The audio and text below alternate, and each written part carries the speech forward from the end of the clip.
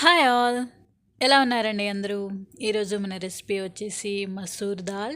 ఈ సీజన్కి ఏ పిండి లేకుండా హ్యాపీగా పప్పుతోటే మనం సూపర్ స్నాక్స్ చేసేయచ్చు. అదేనండి, ఎర్రకంది పప్పు అంటారు కదండి, దాన్ని నానబెట్టుకుని మనమైతే పకోడీ చేసుకుందామండి. ముందుగా ఒక కప్పు పప్పుని నానబెట్టుకుని అందులో 2 పచ్చిమిరపకాయలు, అలాగే కొద్దిగా అల్లం ముక్కని కట్ చేసుకుని వేసుకుందాం. అలాగే జీలకర్ర కూడా వేసుకుని కొద్దిగా సాల్ట్ కూడా వేసుకుని బాగా మిక్సీ పట్టేసుకుందాం. ఈలోపు అయితే మనం ఆయిల్ని హీట్ చేద్దామండి.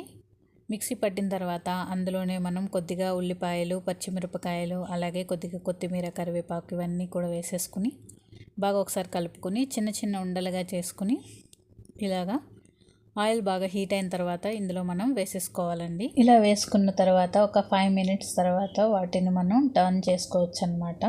సో ఇలా చిన్న చిన్నగా వేసేసుకున్న తర్వాత ఇలా నెమ్మదిగా ఒకవైపు నుంచి రెండో వైపుకి టర్న్ చేసుకుంటూ బాగా ఫ్రై చేసుకోవాలి.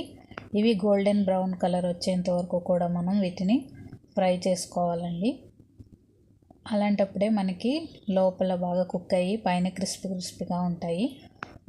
హై ఫ్లేమ్ మీద కాకుండా మీడియం ఫ్లేమ్ మీద కుక్ చేసుకుంటే చాలా బాగా కుక్ అయిపోతాయి అన్నమాట.